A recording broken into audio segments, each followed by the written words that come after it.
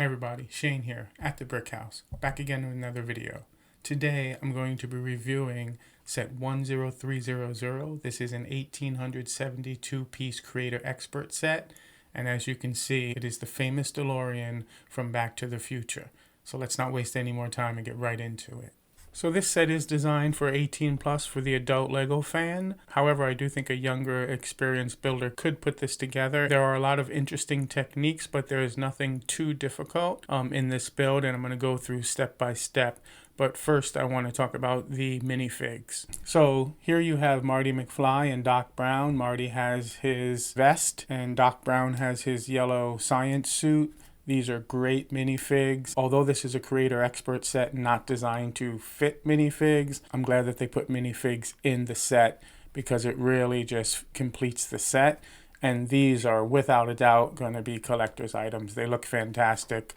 Doc Brown has a dual face. He has this face. And on the other side, Doc Brown has his funky glasses from when he's traveling. So these minifigures are really fantastic, and it was a nice touch to add them. Now, as typically the case, when you begin building this set, you begin building the bottom chassis of the vehicle, and you start with the center. Bags 1 and 2 have a lot of Technic pieces. But that's what's needed to kind of hold this set together. And bag 3 is almost entirely Technic pieces. And the reason for that is because, as you can see, this is the mechanism in bag 3 that you build that turn the wheels into flight mode. And obviously this wasn't from the original Back to the Future. This was in 2 and 3 where the vehicle could hover and fly, but you build this mechanism in bag 1, 2, and 3, and this is probably the most complicated part of the build, especially building these wheel axles. As I said, there are a lot of Technic pieces, and you have to be very particular to put them together so that this feature actually works. Now, what this means is because of this feature, the steering in the vehicle is not functional.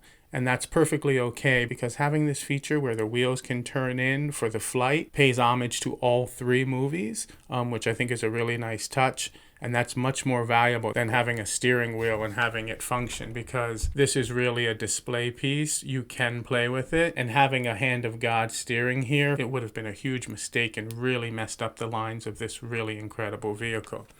So bags 1, 2, and 3, you build this chassis, you build this mechanism, and it is by far the most complicated part of the build. Another interesting part of bag 3 is you put these yellow blocks on the bottom to hold that lever in place, and they look kind of out of place being there, these bright yellow bricks. But much later near the end of the build in bag 9 or 10, you take them and you repurpose them. There's another part where you put these clear bricks under the vehicle and then repurpose them as well. So it was a clever technique that the designer used to use blocks to hold things in place to make sure that you got the mechanism working right, and then reuse those bricks at a later time. Bag 4 is kind of a transitional piece where you finish up most of the chassis, and then you begin to see just the beginnings of the vehicle as that begins to take shape. Now, bag 5 is when the real fun begins, and that's when you begin to really start building this incredible vehicle. And bag 5 starts with the front of the vehicle. So you begin to build this grille, and you see all these incredible clear blue, kind of sky blue or teal blue pieces that begin to give the front its shape and its classic look. So you build the front piece, and you have these really nice shiny metallic pieces which are very similar to the Mandalorian helmet. And then you really start to get excited for the build because you see the vehicle taking shape with the front. And then in addition, you build the front quarter panel. So this begins to take shape as well as the beginning of the hood piece in bag 5. And this is when the build becomes, one, a lot easier because you're moving away from the Technic pieces, but also a lot more interesting and fun. And I found myself getting excited because once you see the front of this very quintessential and very iconic design of the DeLorean, bag 5 was really for me when the excitement started building. When you get to bag 6, you then begin building the rear of the vehicle, and you start with the bottom fender and the rear lights, and in addition you begin to build the rear quarter panels of the vehicle. So now you have the front of the vehicle, the front quarter panels, and then you begin building the back of the vehicle with the back quarter panels. And so as this takes shape, these pieces are actually put on much later, but the rear quarter panels are put on in bag 6. And then in bag 7 is when the magic happens, because that's when you build the centerpiece with the flux capacitor. And as you can see through the windshield, you build this really interesting lever piece, and you can see that the light is lighting up, and that is the flux capacitor. And if you open up the door here, you can see the flux capacitor lighting up, and that's one of the most exciting moments in the whole build. What is really interesting is the way it is designed. There's a light piece here, and then there's a rubber piece that creates friction. Inside the vehicle, you can see that the flux capacitor has that quintessential triangular hook piece inside, a clear window, and then a sticker. And then on either side, there are other stickers and quite a few printed pieces. It's interesting that there are probably 3 or 4 very small printed pieces, and then there are a few small stickers as well, especially for the dashboard that does have the original 1985 programming. And so there are about, I'd say 15 stickers in the entire set, but this is one time where the stickers actually play a really important role, and I didn't mind stickers. Usually I'm not a fan of a lot of stickers, but here it works, and they do give you a fair amount of printed pieces as well. And so you build the inside of this vehicle in bags 6 and 7. This is when the vehicle takes shape, and you're really excited about it because the lines on it actually are really fantastic. In bags 8 and 9, you build these iconic gull wing doors. Now, many of you may have heard that the gull wing doors do not stay open, and when you first begin building the doors, you build this piece with this kind of triangular piece on either side, and then you put this much larger piece on. And when you first build this, this does stay up until you build the rest of the doors. And that's just the fact that these doors are just way too heavy for this one hinge to support the weight. And one door stays up a little longer than the other one, but they do indeed begin to fall down, as you can see. I don't know how the designer could have remedied that.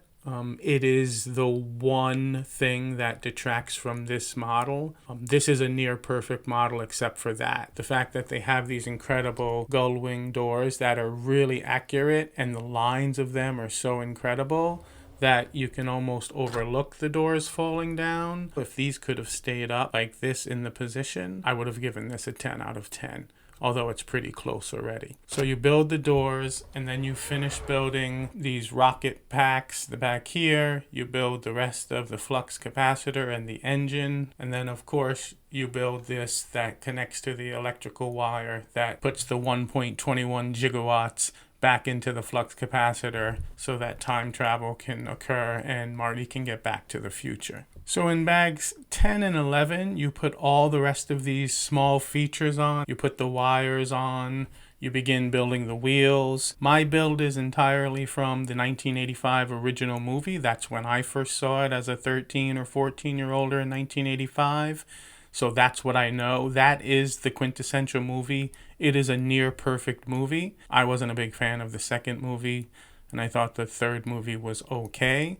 The first movie is really the best movie. But the reason I say that is because when you are building this in bag 10 and then into bag 11, they give you the opportunity to decide which movie you want to build. Here I have the original engine, but if you see around here, there's also where you have kind of the food processor in part 2, where they were putting banana peels and everything in here, and you could use any type of fuel. So you can build this and put this on as your main source of power. And in addition, on the hood in the third episode, this new apparatus that was put on the vehicle in part 3 that you could use on the hood. I didn't put it on my vehicle because I'm a classic kind of guy, and so I built the classic version. And in addition, there are alternate wheels you can use from subsequent movies as well. So I really like the fact that they put the whole trilogy in the box for you to decide which one you wanted to build. And they also ended up giving you a lot of pieces, which makes this a really great value. The hood also opens up, and you can see that there is the hoverboard and the box that stores the plutonium, and even inside it opens up and indeed the plutonium is in there. As I said, overall, this vehicle is without question the best DeLorean that Lego has ever made. The details are incredible, even the electrical wires, even inside the cockpit with the stickers for the dashboard, the gear shifter, the Flux capacitor, which is really just the coolest part of the entire build. This vehicle, if you've been waiting for it, it doesn't disappoint, and the end result is arguably the best creator expert vehicle ever created. As far as value, it is an incredible value. It's actually very weighty and very sturdy. You can play with this. This vehicle, without a doubt, is just incredible. You're going to have an incredible time building it. It looks great. It is the best creator expert vehicle I've ever seen to date. That's my video for today. If you like this content, please consider subscribing, and I'll see you next time.